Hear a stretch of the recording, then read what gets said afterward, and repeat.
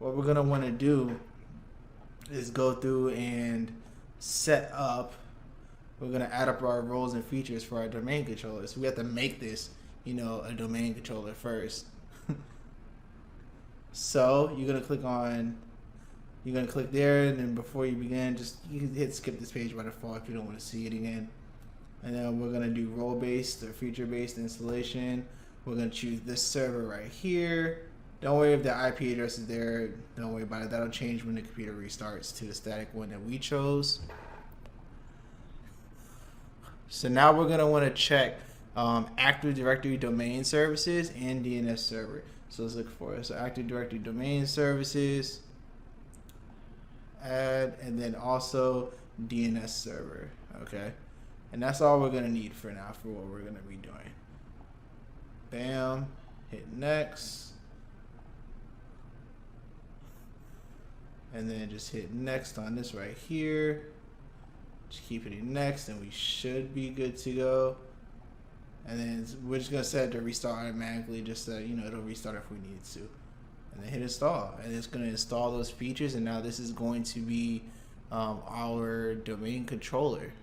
So now once this restarts, we're gonna go through some more settings to actually set up the domain and promote it out to other devices on the network so that they can join the network. Join the domain that we're gonna be creating.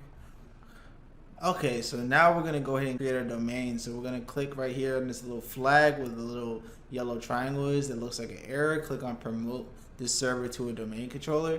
So then now we're gonna click on add a new forest right here when the option is available.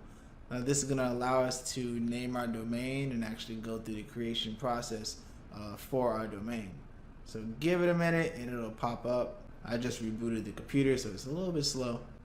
Okay, so now the option is available, so let's click on add a new forest. I'm gonna name this ethical.hacking lab. That's gonna be the name of my domain that I'm about to create. So hit next, and then we're just gonna want to put a password in right here.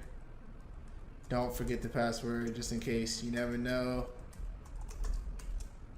Keep it simple, and then we're just gonna click through everything else. It's pretty much populating all these initial settings for our domain. We're gonna hit next. It's gonna check for any prerequisite. It's gonna check through its prerequisites for any issues or errors that we might run into. So it's verifying that we're able to make this server the domain controller. So to give this a minute while it's verifying, you can pretty much ignore these errors. I wouldn't worry about it too much. So let's go ahead and hit install. And this is going to go through the process of creating our domain and making this the domain controller. So let's go ahead and let this load, and then we can get to the next steps. Okay, so now we're going to have to restart the computer because we did install, Active Directory services on here. And then after we do that, we should be good to go. So one other thing we're going to want to do is that we're going to want to create an Active Directory user. We can create a couple, but really right now we just need to create one for when we do add the Windows 10 machine to the domain. So we're going to go ahead and open up Active Directory. So let's see. We should just be able to type it in here and it should come up. Give it a minute. Active Directory users and computers. So we're going to open that up. I should have gave this thing more RAM. It's a little slow. Okay, so now in the ethical, this is our, so you see that we have our domain here, and then we're going to click on users.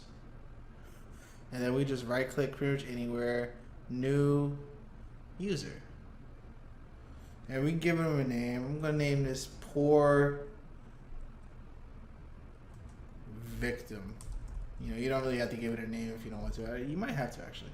So full name, poor victim. Use a login name. We're gonna say poor victim again, and this is representing, that's their logon for this domain, and that's their login username pretty much. So we're gonna hit next. We're gonna give them a password. Let's see, just any password really. I would say keep it a little bit simple. So just, I don't know, password. And then password. And I'm not gonna make them change it when they log in for the first time. And I'm gonna make it so that they can't change their password and that it never expires. There we go. Perfect. And then hit finish.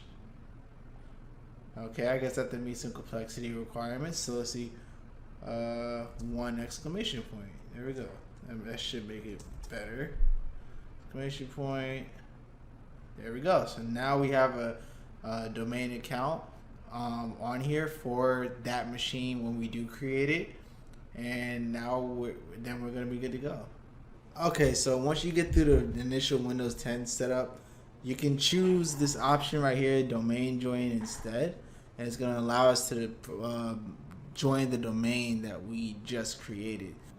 So now we need to put in our name, so we know that this is poor victim, of course. And we're gonna make a password for them.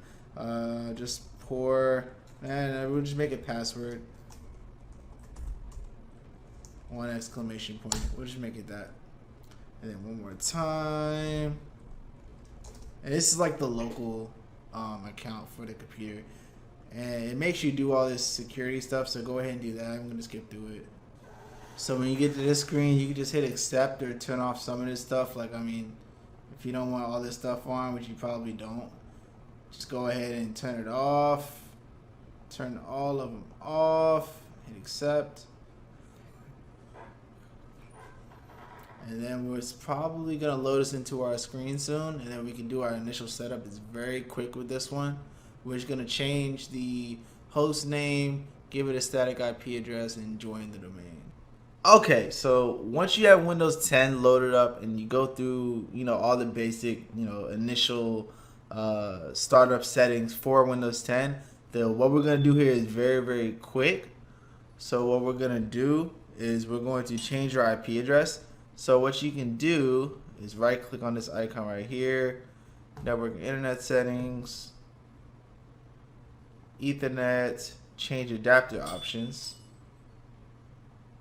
Right click here, properties, and we're gonna double click where you see IPv4 or Internet Protocol version 4, and we're gonna give it a specific address to use for the IP address. So 192.168. Okay, it's not working. 192.168.56, and then .21. That's what it's going to be for this one. It's going to automatically give us a subnet mask that we want, and we're going to keep the default gateway to where it is.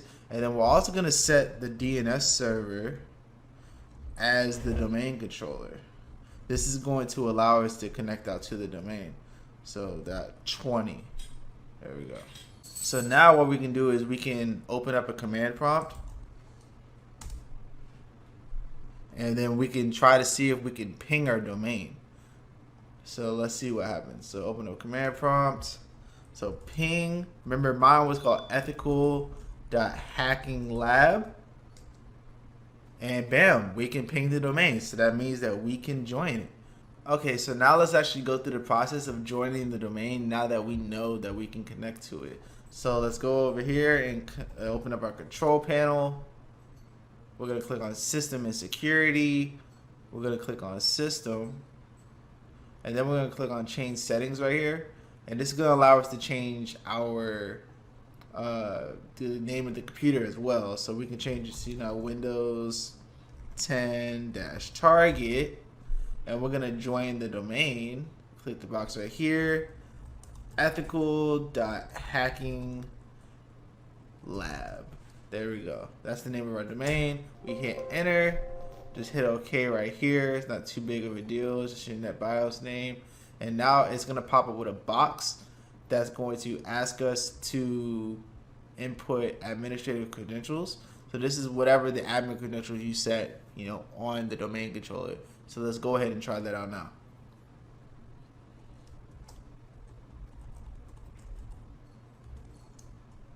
Super secret password.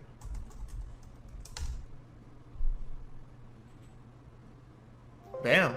We're on the domain. So we're good to go. So we hit OK. And now we have a domain where so what we're going to do is we're going to We don't have to worry about that. So we have to restart our computer, and what we're gonna do is we're gonna log in to the computer with the poor victim account that we created.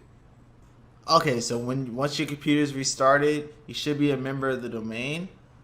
So we're gonna pick on other users. So it's gonna say sign into ethical. That's the ethical hacking domain. So what we're gonna do, let's see, poor victim, and then we're gonna put in the password. And it should sign us in to the domain.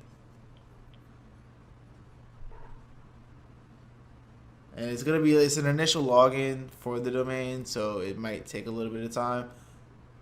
And it's gonna do this right here, even though we were logged in before, because now we're logging in with the domain account. Okay, so once all this stuff is done, you're pretty much good to go, and you have your domain together. And we're gonna be able to use it when we start attacking our networks. Okay, so now that we have our lab set up and everything is supposedly on the same network, we can go ahead and test connectivity between our machines. So you see some screenshots here. These are showing the command prompt output from when I ran, the IP config or IF config command. So before we do this, just make sure that the network adapter setting for each VM is set to the host only mode.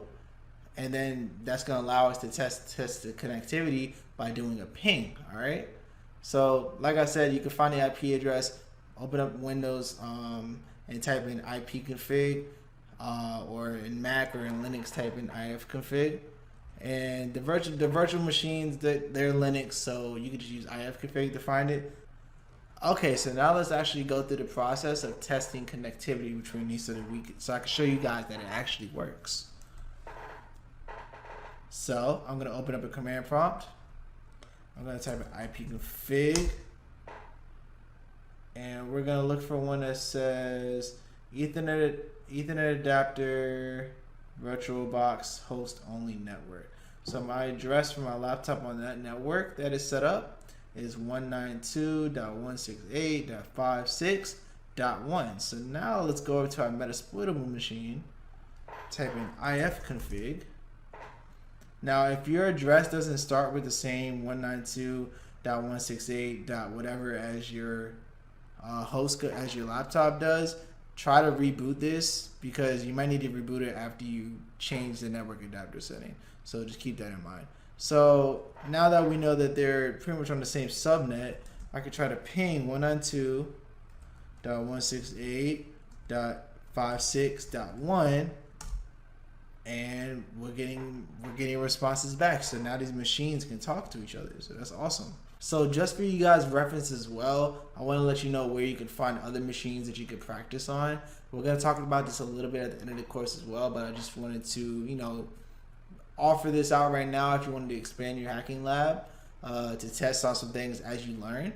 Here are a couple options of where you can get some virtual machines to test on. So vulnhub.com, they allow you to download virtual machines that were intentionally made vulnerable so that you can practice hacking. Now I will warn you that some of them are extremely hard, so be careful.